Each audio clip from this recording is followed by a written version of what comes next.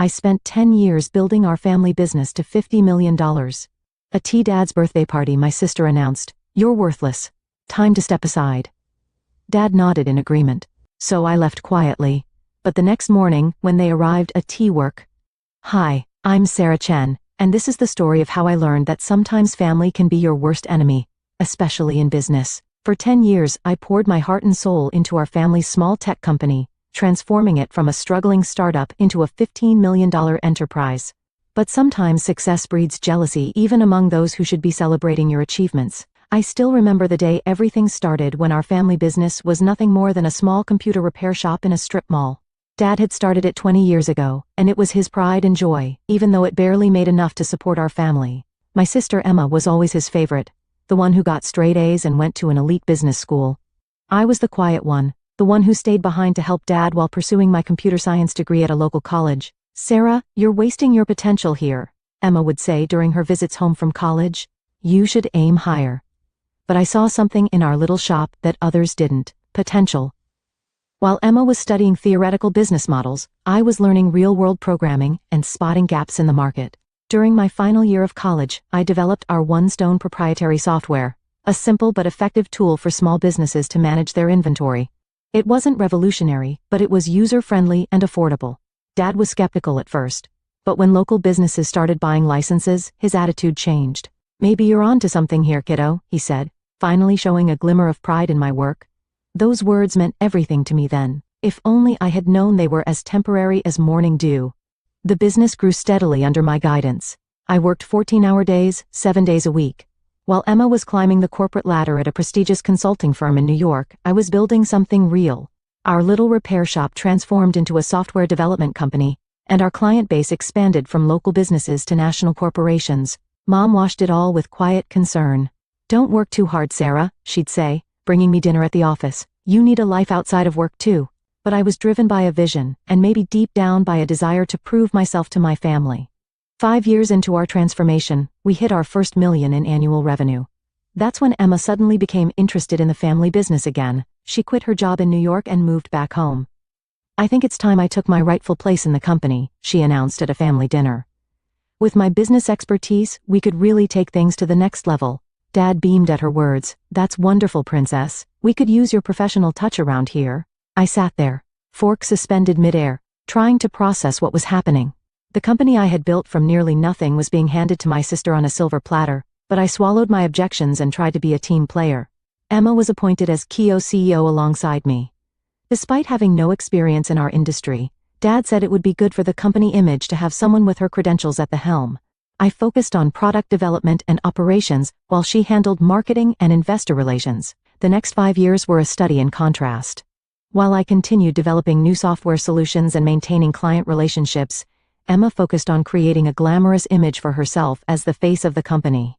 She gave interviews about being a woman in tech and accepted awards for entrepreneurship, all while taking credit for innovations my team and I had created. Our revenue continued to grow, reaching $50 million annually, but so did the tension between us. Emma began excluding me from key meetings, making decisions without consulting me, and slowly pushing me to the sidelines of my own creation. Then came Dad's 60th birthday party. The day everything changed. The party was Emma's idea, of course. She rented up the grand ballroom of the city's most expensive hotel and invited all our business associates. It was more of a networking event than a birthday celebration, but that was Emma's style. Everything had to serve a purpose. I arrived early to help with the preparations, wearing a simple black dress that Emma immediately criticized. "Couldn't you have made more of an effort?" she hissed.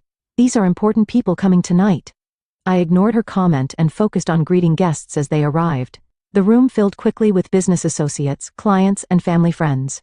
Emma worked the room like a politician while I stayed in the background, making sure everything ran smoothly. During dinner, Emma clanked her glass and stood up for a speech. I expected the usual, a touching tribute to Dad, maybe some memories from our childhood. Instead, she dropped a bomb that would shatter our family forever. As we celebrate Dad's 60th birthday, she began, her voice carrying across the silent room. "I think it's time to announce some changes at Chen Technologies. The board has agreed that the company needs unified leadership to move forward." My heart stopped. "Board meetings? What board meetings?" "For too long, we've been held back by outdated thinking and resistance to change," Emma continued, her eyes fixing on me. That's why, effective immediately, I will be taking over as sole CEO. It's time for certain elements that are no longer serving our growth to step aside. The room erupted in murmurs. I sat there frozen, as Emma continued her character assassination disguised as a corporate announcement. Some people, she said, her voice dripping with false sympathy, are better suited to technical roles rather than leadership. My sister Sarah has been adequate in maintaining our legacy systems. But to compete in today's market, we need vision. We need excellence. And frankly, Sarah, you're just not cut out for this level of business. I looked at Dad expecting, hoping he would stand up for me. Instead, he was nodding along with Emma's words, a proud smile on his face. Mom stared at her plate, her hands trembling slightly. The truth is, Emma continued, her voice rising, you're worthless in today's business world, Sarah. Your old-fashioned ideas and lack of proper business education have become a liability. It's time for you to step aside gracefully. The silence in the room was deafening. Hundreds of eyes turned to me, waiting for my response. I could feel the pity, the scadent fruit, the judgment. Everything I had built, every sacrifice I had made was being stripped away in front of everyone I knew. I stood up slowly, my chair scraping against the floor. The sound echoed through the ballroom like a gunshot. Everyone expected a scene, perhaps tears, maybe a shouting match. Instead, I simply picked up my purse, walked to Dad's table, and placed a small wrapped package in front of him. "Happy birthday, Dad," I said quietly. Then I walked out of the ballroom, head held high, leaving behind the whispers and stares. That night, as I sat in my home office surrounded by awards and patents that bore my name, I made a decision. Emma thought she had won, but she had forgotten one crucial detail, something that would turn her moment of triumph into the biggest mistake of her life. As I powered up my laptop and began typing, a small smile played on my lips. Tomorrow would be interesting indeed. After all, there's more than one way to run a successful business, and I have learned more in 10 years than Emma had learned in all her fancy business classes. The next morning would bring changes that none of them saw coming, changes that would make them realize exactly how worthless I really was. The next morning dawned bright and clear. I arrived at the office early before anyone else and waited. At precisely 9 a.m., Emma strutted through the front doors with Dad beside her, both wearing triumphant smiles that were about to be wiped from their faces. "Sarah," Emma's voice held a mix of surprise and annoyance. "What are you doing here? I thought after last night you'd have the dignity to stay home." I smiled, remembering the email I had sent at 3 a.m. to every major client, partner, and employee of Chen Technologies. "Just wrapping up some loose ends, sister dear. But since you're here, we should probably talk about the company's future." "There's nothing to discuss," Dad interjected, his voice firm. "Emma's in charge now. The board has already approved it." "Yes, the board," I said, pulling out my tablet. "Let's talk about that." You see, while Emma was busy planning parties and giving interviews, I was actually building this company. And there are a few things you both seem to have forgotten. I pulled up a document on the conference room's main screen. First, let me remind you that I own 51% of Chen Technology shares. When we incorporated 10 years ago, Dad gave Emma and me equal shares of 25% each, keeping 50% for himself. But 3 years ago, when we needed capital for expansion, Dad sold me 26% of the shares. Remember that day, Dad? You were too busy attending Emma's award ceremony to handle the negotiations yourself, so you signed the papers without reading them carefully. The color drained from both their faces, and perfectly manicured hands gripped the conference table. "That's impossible," she whispered. "Dad would never." But he did. I continued pulling up more documents, and that's not all. The core software that generates 80% of our revenue, it's not owned by Chen Technologies. It's owned by my separate company, Innovate Solutions LLC. Chen Technologies only has a licensing agreement, which expires. I checked my watch about 10 minutes ago. Dad collapsed into a chair, realization dawning on his face. "The renewal papers, the ones you asked me to sign last week, the ones you were too busy to read because you were helping Emma plan the party." "Yes, those papers, I decided not to submit them." Emma's face contorted with rage. "You underhanded little..." "Careful, sister," I cut her off. "You might want to hear the rest before you finish that sentence. While you were busy announcing my supposedly graceful exit last night, I was sending emails to our clients. You see, most of our major clients have personal loyalty clauses in their contracts. They signed with Chen Technologies because of me, my expertise, and my track record. Last night, I informed them of the leadership changes and my departure. I pulled up my email showing the dozens of responses that had already arrived. Would you like to know how many have already triggered their contract termination clauses? Or how many of our top developers who, by the way, are actually employed by Innovate Solutions have already accepted positions at my new venture? The room fell silent. Through the glass walls we could see employees gathering, whispers spreading as they checked their emails. Emma's perfect composure cracked as she frantically checked her phone. "You can't do this," she stammered. The company you tried to steal from me," I finished for her. "The one you thought you could just take over because you have an MBA and Dad's approval. That company ceased to exist the moment you decided to humiliate me in front of everyone we know." I stood up, smoothing my dress. "So here are your options. Option 1. I walk away with my shares, my software, my clients, and my employees. Chen Technologies becomes an empty shell, and you can explain to all those important people you invited last night why the company's value dropped to zero overnight." Dad's face had aged 10 years in the last 10 minutes. "And option 2, he asked weakly. "Option 2, you both resign. I take full control of Chen Technologies. You keep your shares as silent partners receiving dividends, but having no say in operations. Emma gets a nice severance package and glowing references for her next job somewhere far away from here." Emma's face had turned an interesting shade of red. "You planned this all along, didn't you? You've just been waiting for the right moment to stab us in the back." I laughed, but there was no humor in it. "No, Emma. I spent 10 years trying to be a good daughter and sister while you both took me for granted. I built this company from nothing while you collected accolades for my work. I only planned this." I checked my watch again.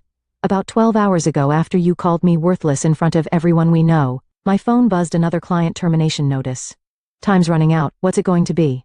The next hour was a blur of paperwork and lawyers. By noon I sat alone in what was now my office, looking out over the city. The company I had built was now truly mine, but the victory felt hollow. Family relationships lay in ruins around me, trust shattered like dropped crystal. Mom came to see me that evening, her eyes red from crying. "Did it have to end this way?" she asked softly. "They gave me no choice," I replied, my voice gentle but firm. "They would have taken everything I built and discarded me without a second thought." She nodded slowly, understanding but sad. "What happens now?" I showed her the plans I had already drawn up, expansions, new product lines, innovations I had been holding back. Now I build something even bigger, but this time, I do it without having to carry people who see me as worthless. Over the next year, Chen Technologies, under my sole leadership, tripled in value. Emma found a job with a startup in Silicon Valley, humbled, but hopefully wiser. Dad retired, finally understanding that his golden child had nearly destroyed his legacy. We see each other at holidays, maintaining a polite distance that masks the wounds that may never fully heal. Sometimes late at night, I look at old family photos and feel a twinge of sadness for what we lost. But then I remember that night at the birthday party, the look of disdain on Emma's face, the way Dad nodded along with her cruel words. In business and in family, respect is earned, not given. They learned that lesson too late. As for me, I learned that sometimes the quiet ones, the ones dismissed as worthless, are the ones you should watch out for, because we're the ones who know how to build something from nothing, and how to take it all back when others try to steal it. My story spread through business circles, a cautionary tale about underestimating the wrong person. These days when I attend industry events, I often catch whispers. "That's Sarah Chen. The one who they never finish the sentence, but they don't have to." My success speaks for itself. Last week, I received an invitation to speak at Emma's business school's graduation ceremony. The topic: hidden strengths, the power of underestimated leaders. I accepted the invitation with a small smile, already planning my speech. After all, I have quite a story to tell. The company continues to thrive under my leadership, but more importantly, I found peace of my decisions. Sometimes the strongest message you can send is simply proving people wrong. And sometimes the best revenge isn't about destroying others. It's about rising so high that they can't help but see their own mistakes. As I write this from my office overlooking the city, I'm reminded of something my mother once told me. Success is the best revenge, but wisdom is knowing when to stop seeking revenge and start seeking growth. She was right. I've moved past the need for revenge now. These days, I focus on building something meaningful, something that will outlast all the petty jealousies and family dramas. I still keep that wrapped birthday present I never gave Dad. A photo album of the company's journey from that tiny repair shop to what it is today. Maybe someday when the wounds have healed enough, I'll finally give it to him. Until then, it serves as a reminder that our greatest strengths often come from the very things others underestimate about us.